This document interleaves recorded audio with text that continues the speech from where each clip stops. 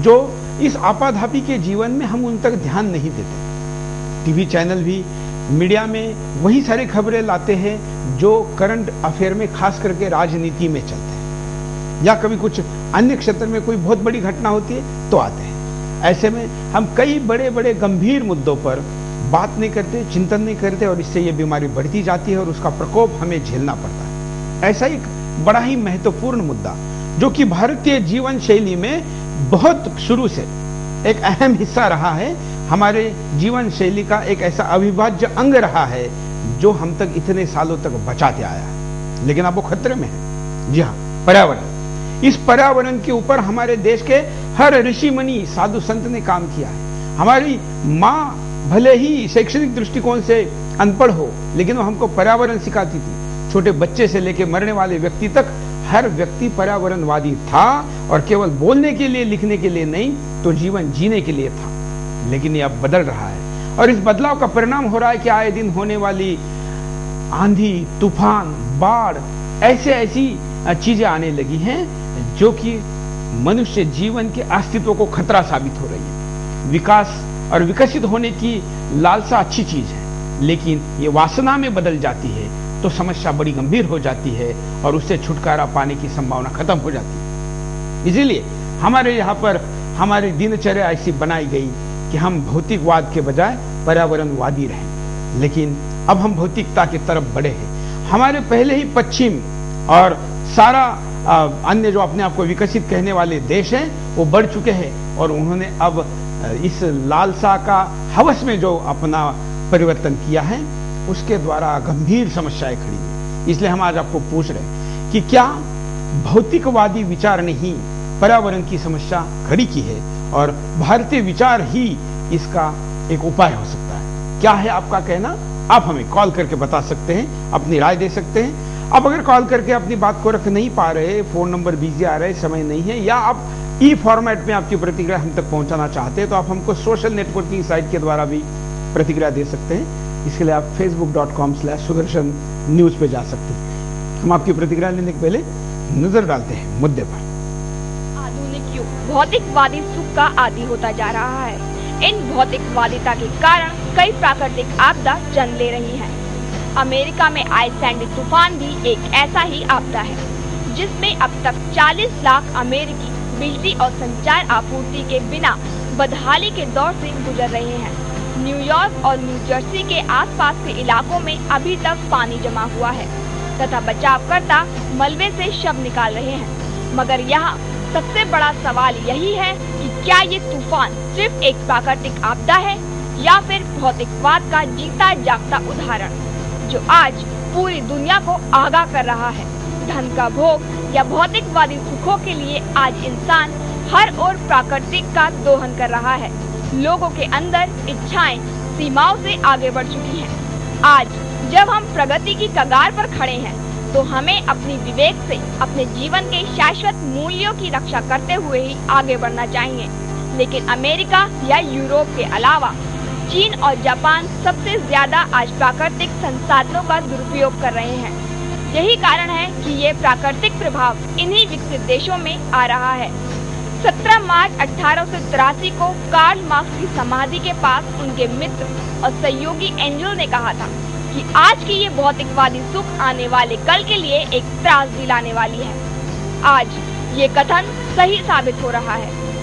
America में भीषण तूफान को देखते हुए अमेरिका में कई राज्यों में आपात स्थिति की घोषणा कर दी गई है। सैंडी की वजह से 6 करोड़ लोग प्रभावित हुए हैं।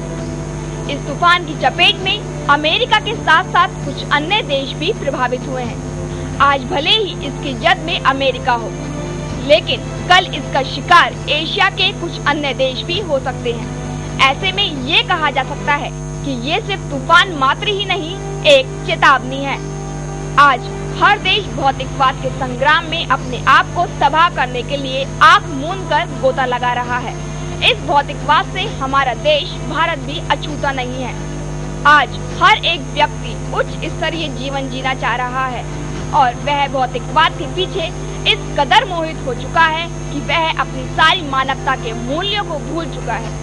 दिखावा और त्वरित लाभ आज इस कदर लोगों के ऊपर हावी हो चुका है कि उसे पाने के लिए इंसान अपनी जान तक को दांव पर लगाकर प्राकृतिक संसाधनों का लगातार दोहन कर रहा है।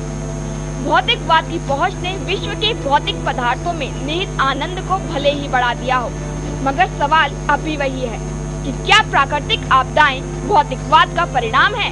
यही है आज का बिंदास बोल का मुद्दा। आप भी दे सकते हैं अपनी बेखौफ राय। हमारे यहाँ जीवन शैली में शुरू से ही इन चीजों को इतने अच्छी तरीके से सम्मिलित किया गया कि हम उसके आदी हो गए तो हमारे पीढ़ी दर पीढ़ी इस चीज को आगे बढ़ाते गए। हम सवेरे उठने को, हम सूरज को, हम धरती को, हम पाताल आकाश सबको भगवान का अंश और अवतार मानते हैं और उनका हम प्रणाम करने की भी सीख देते हैं। हम जिस तरीके से सवेरे उठते हैं तो हमें सिखाया जाता है कि कराग्रे वस्ते लक्ष्मी, कर मध्य सरस्वती, कर मूले तुम गोविंदम, प्रभाते कर दर्शनम। उस प्रभात का स्वागत करना चाहिए, उस प्रभात को लेकर आने वाले सूरज को प्रणाम करना चाहिए और फिर उस सूरज का प्रणाम करने के लिए अपने बेड से उठकर जब जमीन पर हम पैर रखने जाते हैं तो उसका पैर रखने के लिए हम माफी मांगते हैं। हम उसके लिए भी मंत्र हमको सिखाए गए।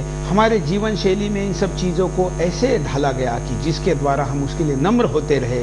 हम जब बेड से उठते हैं, हाथ का दर्शन लेते हैं और पैर जमीन पर रखने जाते हैं तो कहते हैं कि समुद्र वसने देवी पर्वत स्तन मंडले विष्णु पत्नी नमस्तुभ्यम पादस्पर्शम समस्मने, कि माते तुमको मैं पैर लगा रहा हूं उसके लिए मुझे माफ करिए।